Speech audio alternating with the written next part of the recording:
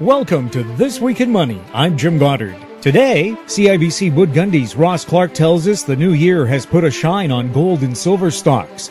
Can astrology play a role in investments? Manfred Zimmel from Amanita Financial Forecasting believes it can. We'll talk to Ross Clark right after this.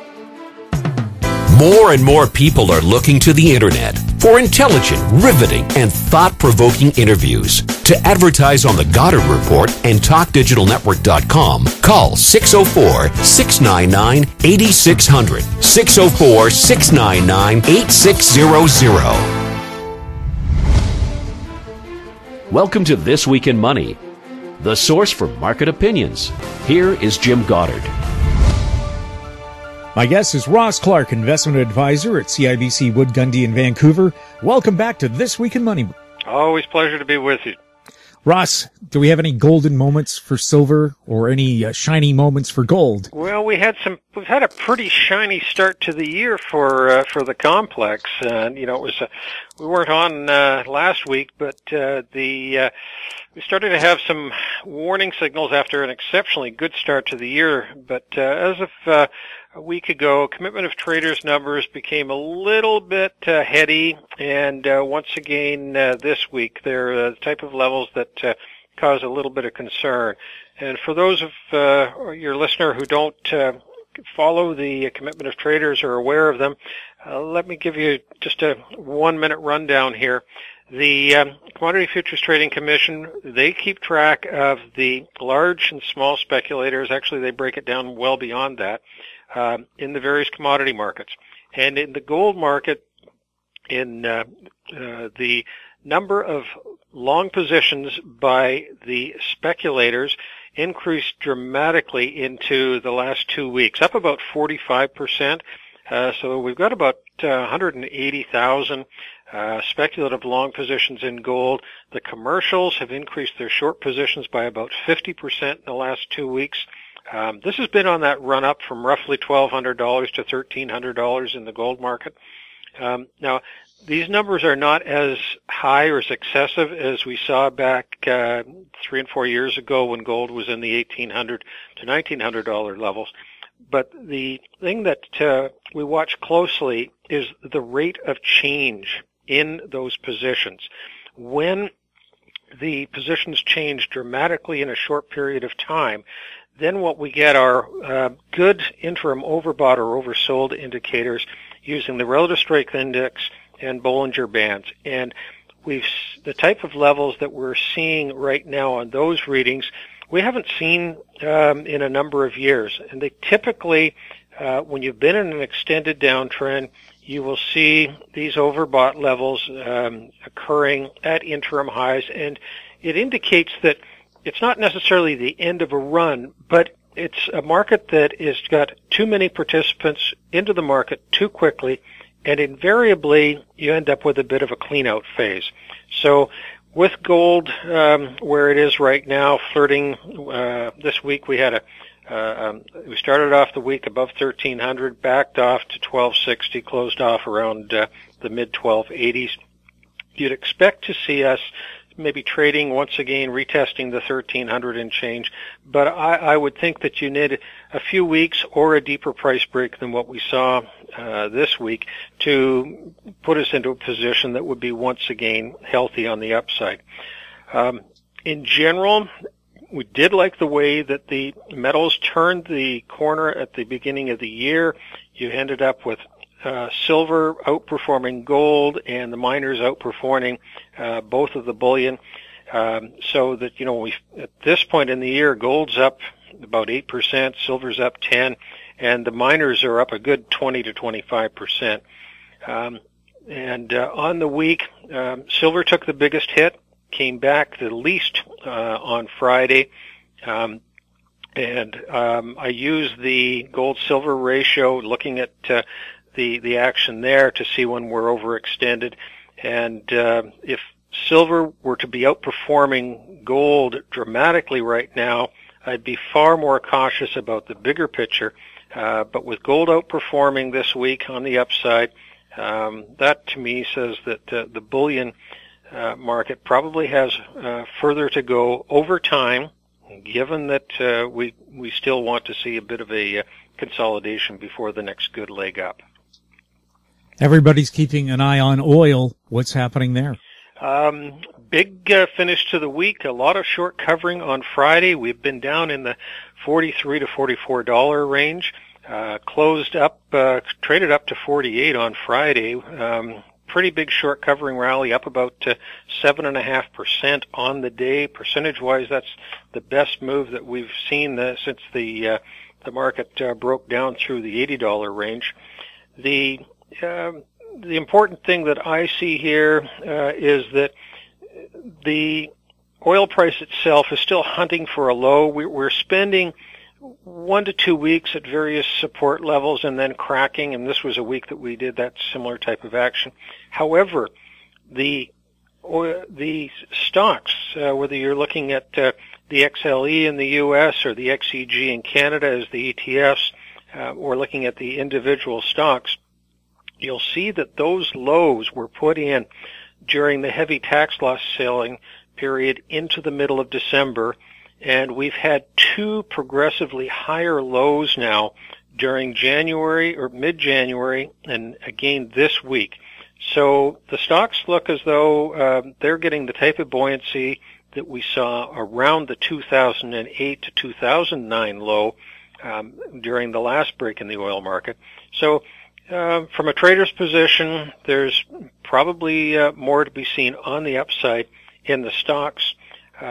From the perspective of the oil market itself, I think it's too early to say that you've got a final low in there, but it's clearly oversold enough that any rally would not be a surprise.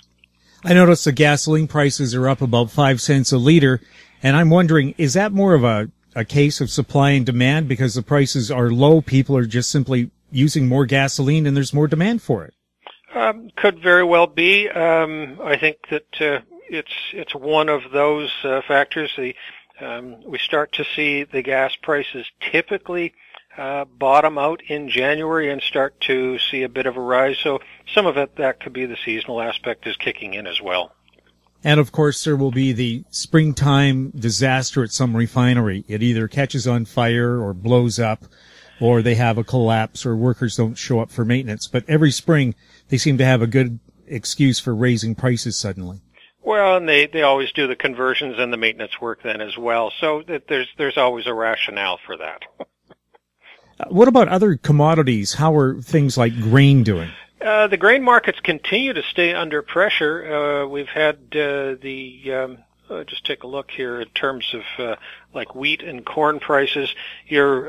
Progressively, we've dropped roughly 30% in the price of wheat just from where we were back in December. So it's a pretty hard break, affecting the currency action in particular over with the Canadian dollar.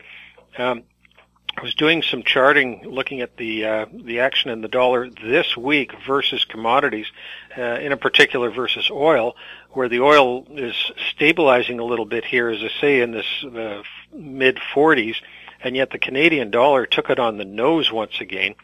And when we look back, there are probably a dozen or so instances where the dollar and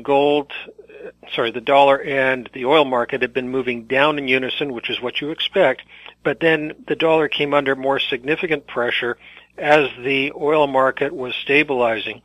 And that can go on for maybe a week to 10 days, but invariably you get a bounce in the currency from there. So it looks as though the Canadian being so much a commodity-related currency that it's probably overshot itself just now on the downside.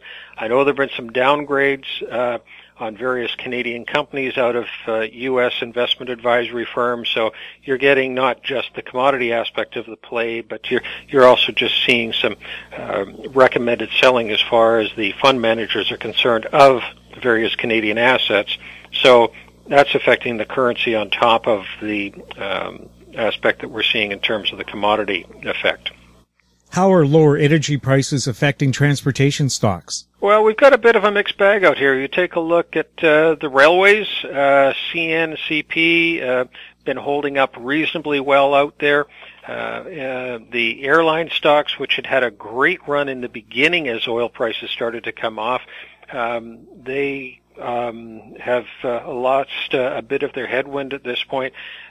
Some of the truckers, when you look at them, they have stabilized. So the benefit of the oil price doesn't seem to be really pushing through to the stocks within the related sectors right now.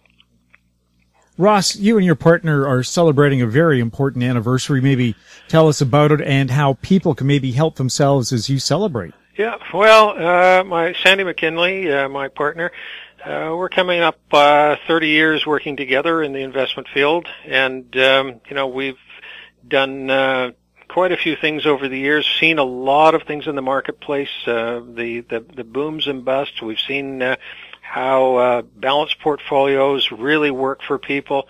Try not to shoot out the lights. Look for the lowest risk opportunities that provide the return that people are looking for in their accounts.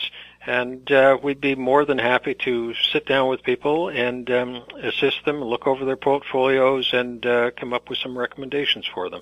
Well, a lot of the experts I've been talking to over the past few months have said with the markets in such a volatile state and interesting things like the drop in oil, if you don't have good personal wealth management at this time, especially, you could be headed for some big problems. Well, volatility always brings about both opportunity and downside risks. So clearly, with a lot of the sector rotation that we're seeing these days, I think it's important that people do sit down and take a look at things in terms of the big picture and be comfortable with where they are. It's easy enough to make money in a raging bull market, but the key is to maintain the value when things get into those questionable times. If anybody had a question for you, Ross, about investments, how can they get a hold of you? The email address here in Vancouver would be ross.clark, that's C-L-A-R-K, at CIBC.ca.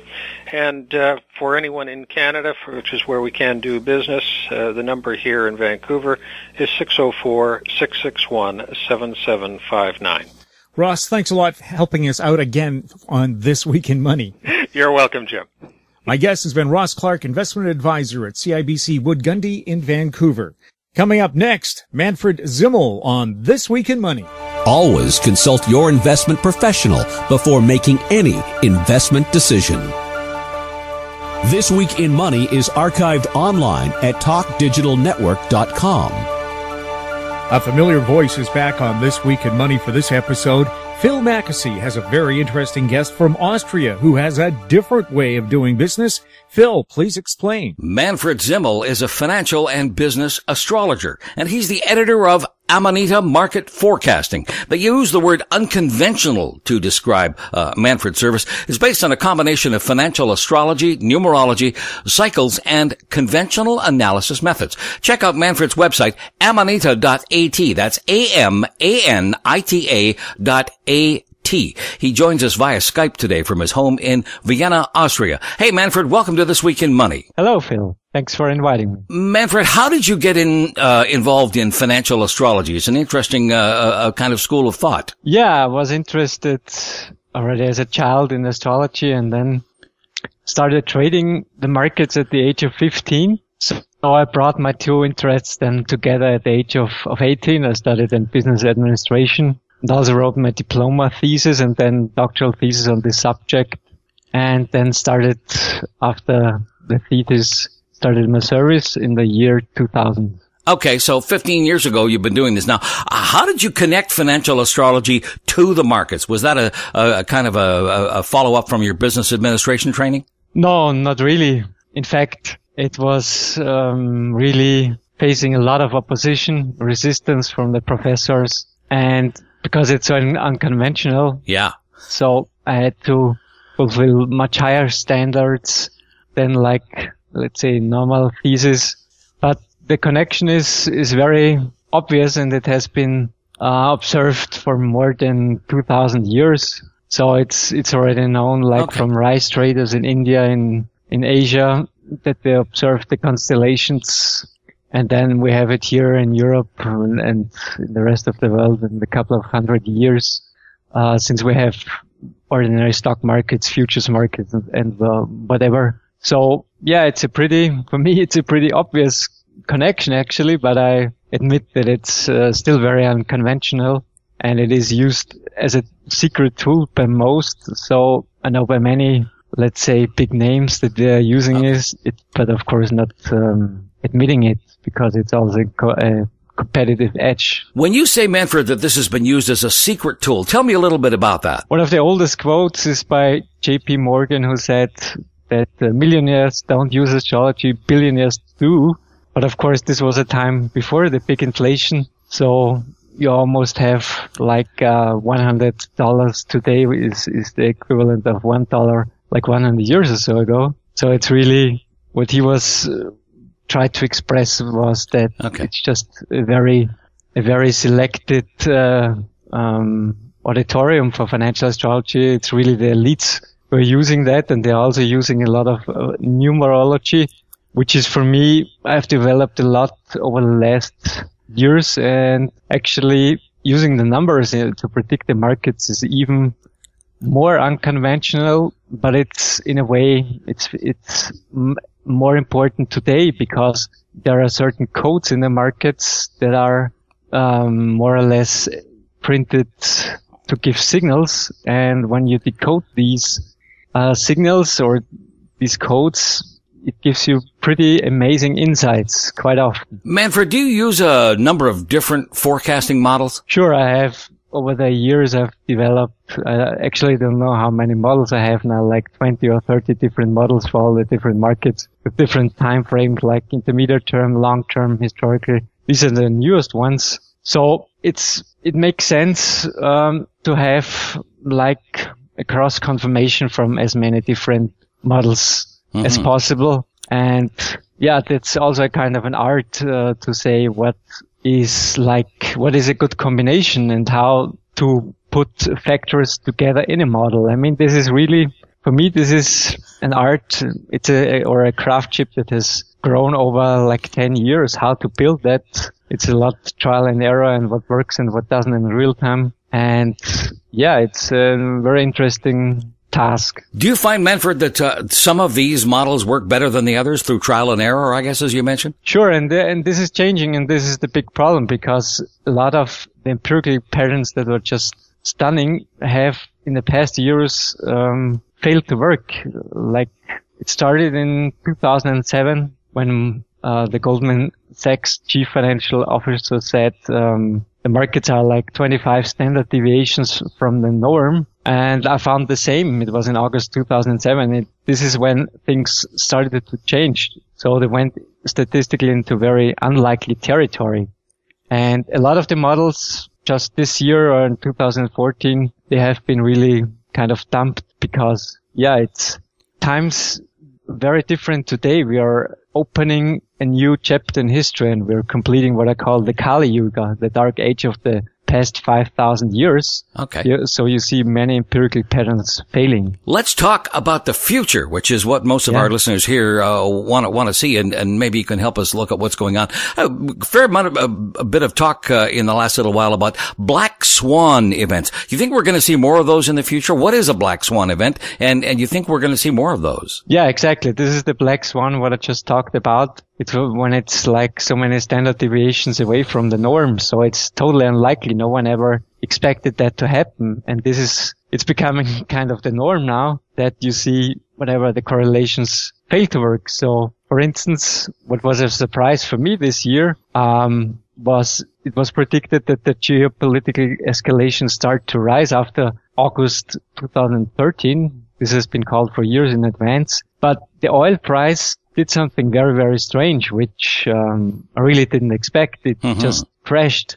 And this was, of course, because, there are no free markets any longer. Nevertheless, like the geopolitical escalations, they will continue, and there will be many more political interventions than just like the Swiss franc decision than 2 weeks ago. And there will be really many, what I call the rectangle model of the markets. The rectangle model will start to become, like the usual expression of the black swan. So you see in minutes or even seconds, a price is moving more than in years or even decades before. And this is the politics all over the place. We're back with Manfred Zimmel from Amanita.at. We're talking about black swans, and we're going to talk about deflation. New report from Barclays this morning, Manfred. Deflation coming to the U.S. this year. Now, globally, do you see inflation or deflation? Well, first, let me state that conventional economics is totally wrong in their interpretation that inflation is bad and inflation is good and deflation is bad. It's just the other way around. Because what you see, like, for instance, look, the only sector that is really seen deflation is all like computers and laptops and mobile phones and whatever. This is real booms are always deflationary. So it means that something is spreading out. The wealth is spreading out and there is a deep movement. All inflationary moves are just a hype and not really true. So if deflation would hit, it would be a good sign because it would mean that the economy is finally, I would say, healing, because I call inflation is the disease and then deflation is the recovery. But unfortunately, I don't expect deflation to hit soon, at least not in the way it was like in the 19th century. And this is hardly possible in a fiat money system. I think I was always very inflationary positioned all the years up, having a lot of gold and silver until 2011-12. This was the inflationary episode. And now we are, for the next 10 or even 20 years, we are somewhere in between where it's hard to say, we have inflation or deflation, what we had 10 years of inflation. So, and it's kind of a wrong, perception, because even when, inflation goes up or down, the inflation markets might just do the opposite. So normally you would say commodities or the inflation markets go up with inflation. But yeah, not really. Okay. Now, the conventional wisdom that we're used to hearing, Manfred, is that deflation is usually bad news for investors. From a nominal point of view, this is true. But of course, deflation, what it does to the economy and to the whole economic system is, when you have deflation, what you had like in the 1930s, and this was the real, what I could say, the big last episode of deflation. So you had cash and this was fine and you didn't need to do anything. And inflation in contrast, forces you to manage your finances because you just can't have it on your banking account or whatever. So what it does, inflation is it just enormously pushes the financial sector up. So it's way too big. In a good deflationary episode, you would be safe with cash, but of course this is also no longer true. You have now negative interest rates in the first countries. So this is, as I say, we have the biggest investment crisis in history. Because, there are just bad investments, there are worse investments, and there are terrible investments. This is the choice we have now. Wow. We're talking to Manfred Zimmel on This Week in Money, and let's talk about the future of the biggest market, the U.S. market. We're kind of drifting lower all this week, but what do you think? Has the U.S. bull market still got some legs? We are in a topping out of the global markets, and you still see false breaks or short liquidity-driven outbreaks, which happened a little bit in Europe and then last year in the fall, in November, December in China. But basically I see that this is the end of the bull market, and then we're heading lower into the 2020s. So we have a very long run. It won't be, of course, just one bear market. It will be at least two big bear markets. The first into 2017 and then another one 2020, 21, 22. So I see basically here still a lot of topping out, which might even continue into 2015. But overall, the trend is down for many years. And this is, the big issue for all investors to face. Manfred, the European Central Bank today advising lenders to prepare for what they're calling a challenging economic environment. What do you see happening in the European market? Same kind of thing? Basically, yes. I mean, it has been challenging all the time. It's just, of course, the money printing has been able to cloud that. But Europe will do better, or should be a place for investments from 2017 on. Because then I think the US and the US dollar will start to crumble. Now, Manfred, we get lots of information about the US and the Canadian and the European markets, not so much from places like China and Russia. Do your forecast models extend there? What do you see happening in China and Russia? Just recently, a couple of weeks ago in December, I bought some ruble here for the Amanita investment portfolio for the first time. And it is just crazy from a conventional point of view. Russia is, of all big nations, the one with the lowest government debt. It has been amazing in all respects. Like you see the number of drunk deaths collapsing, and Russia has been doing so well over the past 10 years. Mm-hmm. And then they call, or the rating agency at least, the big rating agencies say that Russia is deteriorating so much. And I mean, it's just really crazy when you look at the fundamentals.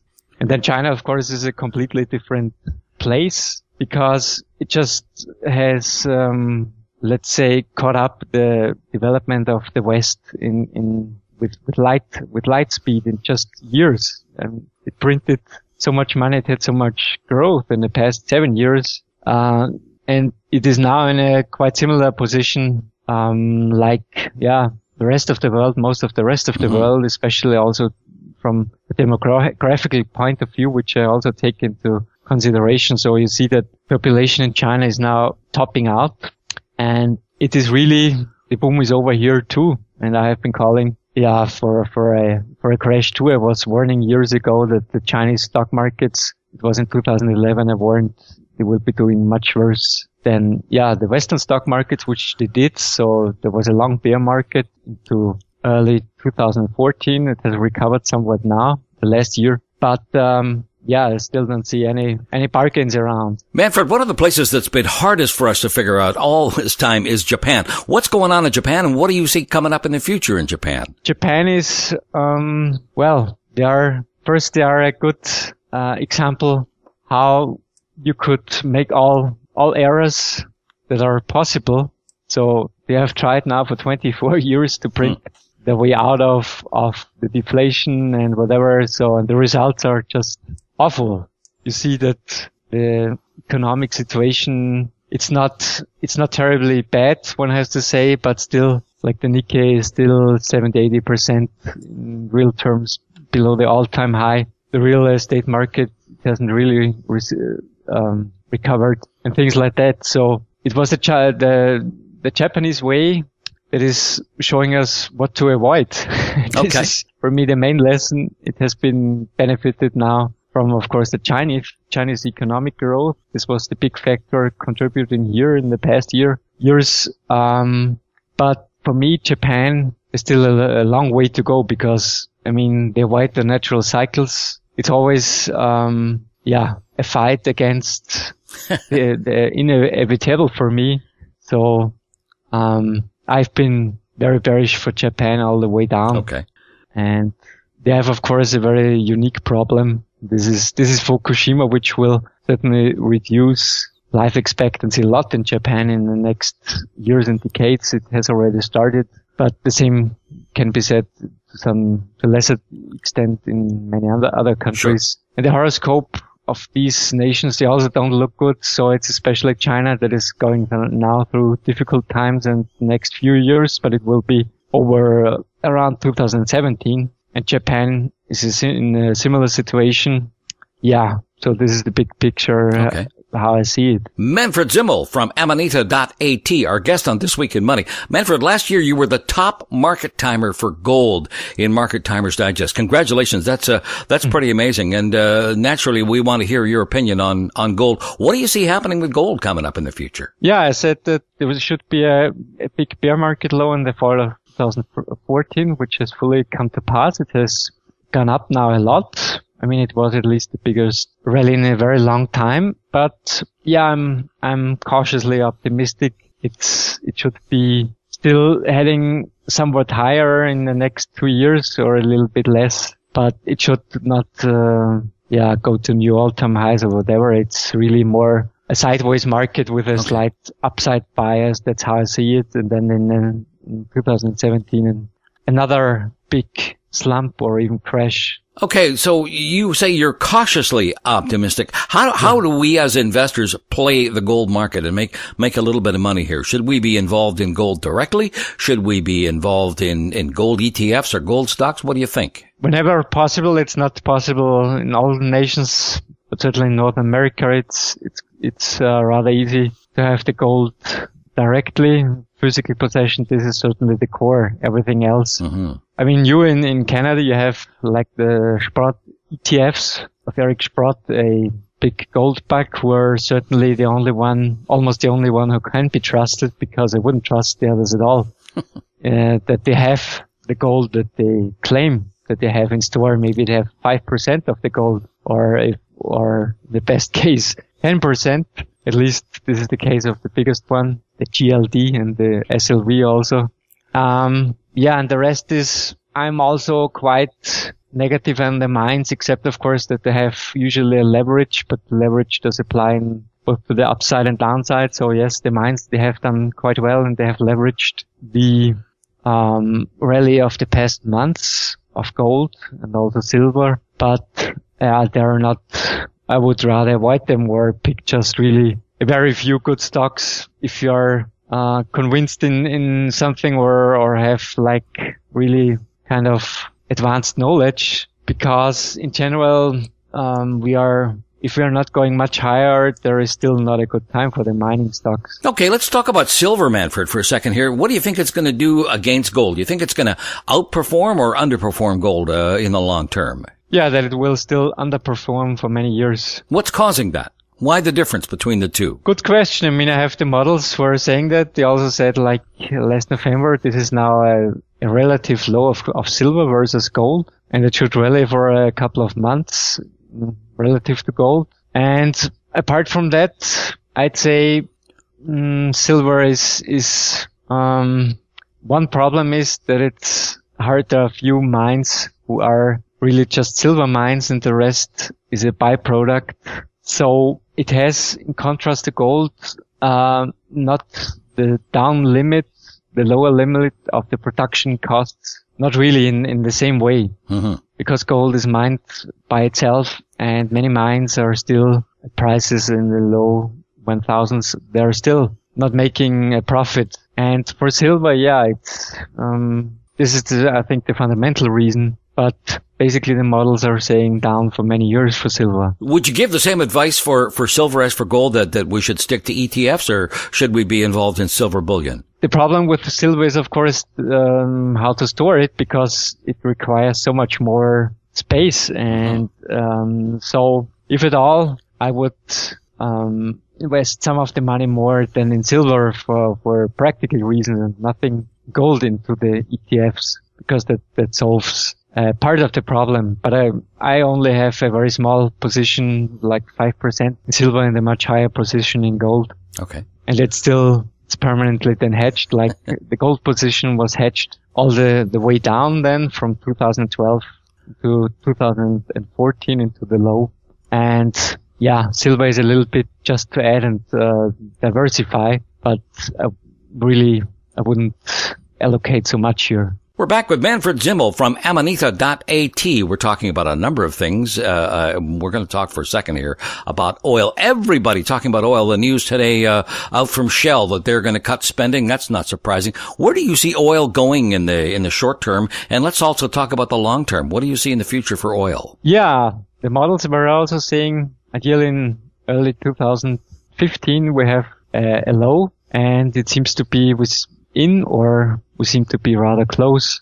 And yeah, it's, when you watch it from a relative perspective, it's amazing the ratio of gold and oil. It has dropped to 0.04, which is the lowest level in 6 years. It was just the same in early 2009 when the last bear market bottom was. And yeah, I just entered here an investment position, a small one. It might still take some time for the bottoming to be complete, but overall, I'm quite optimistic for oil. I mean, it has been used as a weapon, of course, against Russia. Sure. But it's very hard to imagine that it can be as low as it is for a long time, simply because a significant part of the world production is no longer profitable at these levels. So after months, at the latest, it should go back into the territory, which is certainly like 20, 30, 50% higher than here, where most, not all, companies are profitable again. I mean, there are some who need an oil price of $100 or even more. Don't think that will be reached so soon, but at least, we will go back, retrace some of the losses. Got to ask you the question, Manfred, that a lot of our listeners are asking themselves. It's great to have low oil prices as a consumer, but as an investor, how do I make some money out of all this? Yeah, the best thing is, it's of course not really eligible for small investors, is the futures market. And there are other ways around. There are oil stocks, but oil stocks are, in contrast, like the gold stocks, they're really much more following the overall stock market compared to the oil price. So while the mining stocks, they're more closely resembling the gold price, yeah, the oil companies are more to the overall stock market. So if there is a big crash or a large decline, it's questionable if they will really gain a lot, especially compared to the oil price. I mean, if say that the oil price goes up now by 30%, they might only go up by 10%, and even have different turning points. So I don't have directly modeled now the oil stocks, and I rather would avoid them too, if possible. I mean, if this is the only option an investor has, it's still okay. But then there are many other factors playing in. It's also like the indexing. You have many big oil companies in the indexes, so this is just like a mechanical effect that pulls them into in the way of the overall stock market. Manfred Zimmel, our guest here on This Week in Money. Let's talk about bonds for a second. Everybody has bonds in their portfolio, and it's been a real head scratcher lately. A lot of volatility, mostly caused by central banks. How are bonds looking in the short term? And do you think the bond market's in a bubble? Oh yes, of course. I mean, it's the biggest bubble of all. If we don't say that the derivatives bubble is, I mean, it's like kind of the mother of all bubbles, but if you just take the markets, this is certainly the biggest bubble here. And we should basically see interest rates rising now for about 20 years, for a very long time, which means bond investors have a bad time. And especially there is now this spring 2015, there is a wave of defaults due. The first signs are already in. I mean, you had, after the Swiss franc decision, you had a lot of bankers going bankrupt, and this is the preparation. And like the Swiss franc, it could trigger a lot. I mean, the Swiss franc has such a central position within the financial system, and this shock that was caused, it will certainly contribute to this default wave. But then there is in the early 2020, there is a much bigger default wave coming, and I wouldn't bet that bonds will generally survive that. It's, of course, still many years, or let's say several years out. I wouldn't say it's a good investment, of course, today, and it's very questionable, at least for the bonds of the US and Europe, how they will perform. I mean, I expect in early 2020s many nations to default, and also the big ones, what you say, the big gorillas. So what will it do to the bond market? This is, of course, also again a lot of very politically. What you saw in Greece, it's a lot of fighting then. So what will happen? I'm not too sure. I'm just most pessimistic at all for bonds as an investment class for the next 10 years. Okay, so for people looking for fixed income from their investments, what's the alternative to bonds? Is there one? No, not really. I mean, what you see, you don't get hardly any income any longer. Yeah. Today with bonds, I mean, there is what is rather attractive now is bonds from emerging markets, which are partly yielding up to 10% or even somewhat more, 8 to 10%. And actually, in my opinion, they are, the finances of these states are much more solid than the bonds of these nations who now yield 1%, 2%, or on the short end, even nothing at all. We're taking a quick trip around the financial markets with financial astrologer Manfred Zimmel. Here on This Week in Money, I want to talk real estate for a second. And that's one of the things that we always try to figure out what's going on. How's the outlook for real estate in Europe and U.S. and Canada and around the world? What's coming up in real estate? Real estate for me is the second worst investment after bonds. So actually, I think I'm the biggest real estate bear here on this planet or in this corner of the galaxy, as I like to say. Okay. Because there are so many factors working, especially with next generations, against real estate. It's just incredible. And of course, real estate is mainly very long-term investment where you think in generations. Sure. Yeah. So I think we will go down globally into the 2080s. So for about 70 years or so. There are many reasons for that. I think I listed like 25 different reasons apart from models. But then there will be one big breakthrough, which is already, you could say, in the making. This is free energy. So the oil age will end. It will happen in the 2030s. It might already be in the 2020s or have some effects in the 2020s. And this is just one effect. It will be great because energy is usually about 1/4 of the expenses, and when you get it for free, it means you have the most wonderful thing on the planet, which is deflation. Because it means you're getting richer, you have more purchasing power. But the problem is, of course, that the construction costs will also be much lower than in the next decades compared to today, because a lot of the construction is energy based and energy behind. So this will, of course, draw the average price a lot down. And then there are like 20 other factors why I'm very bearish for real estate.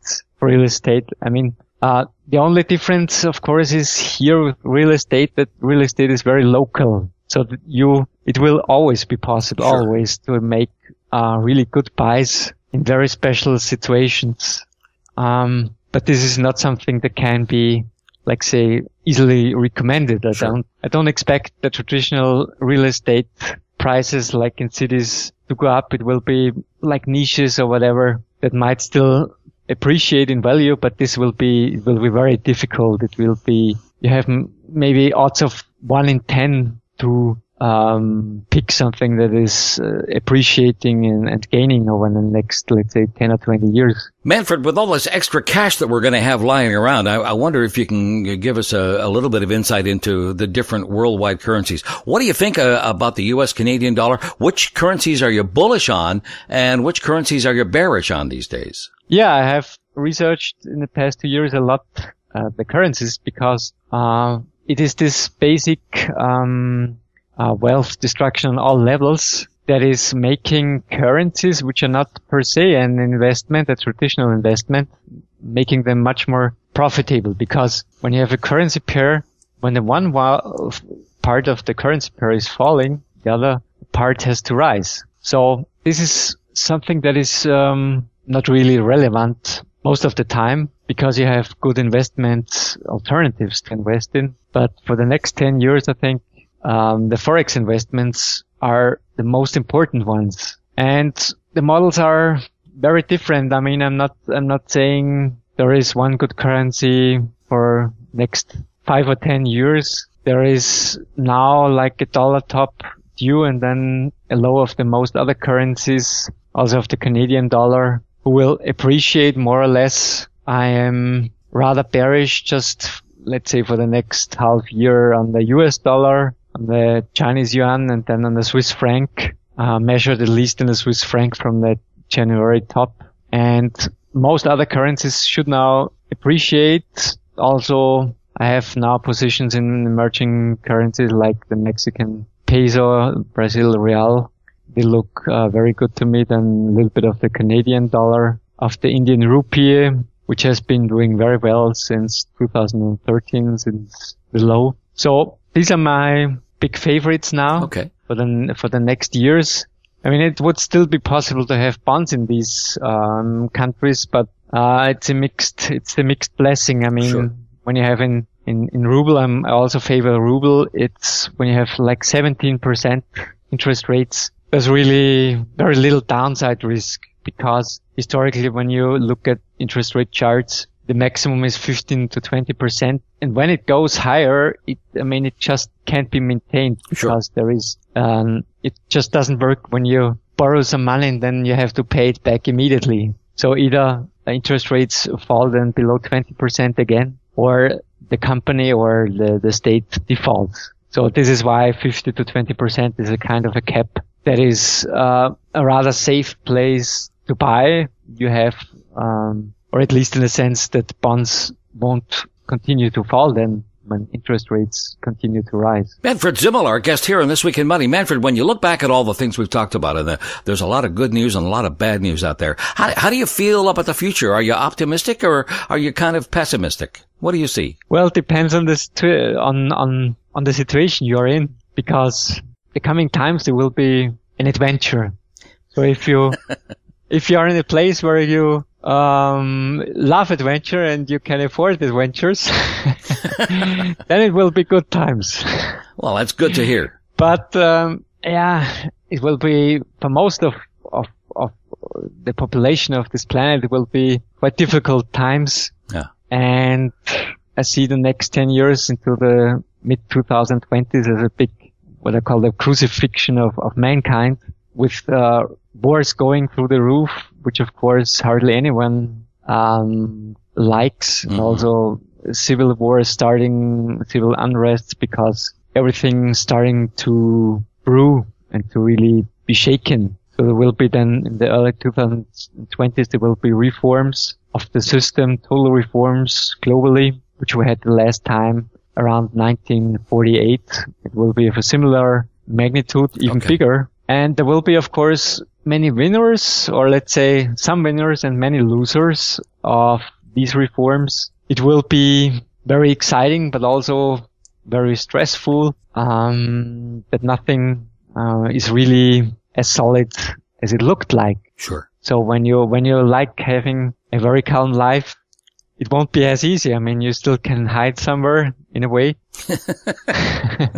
Outside from civilization, and when you're in Canada, you have certainly so much free space for that. So if people like that, we've got lots of places to hide.